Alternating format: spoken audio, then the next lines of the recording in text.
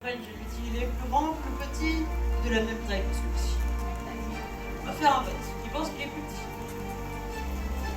Ok, pas grand monde qui pense qu'il est de la même taille. Ah, plus de monde déjà qui pense qu'il est plus grand. Alors la majorité dit la même taille. On va pouvoir voir la réponse en image tout de suite. Voici Ingenuity, grandeur nature. Alors lui on l'applaudit pas par contre. Alors qui avait raison? Et bien finalement c'est la majorité d'entre vous qui avait bien raison. Ils sont de la même taille. Bravo.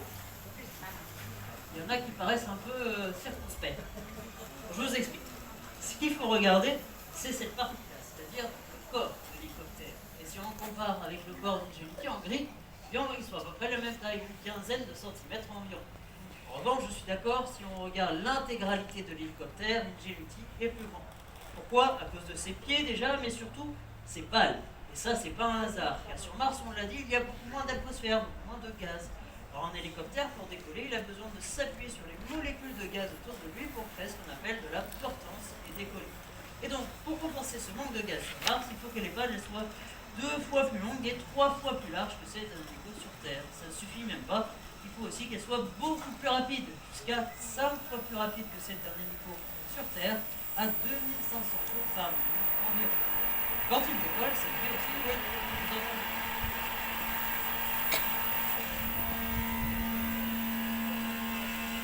Celui, c'est celui qui fait une Ingenuity, on met 2 ou 3 mètres de lui à peu près et qu'il décolle. Au départ, c'était une première qui voulait qu'un démonstrateur technologique. Son objectif, c'était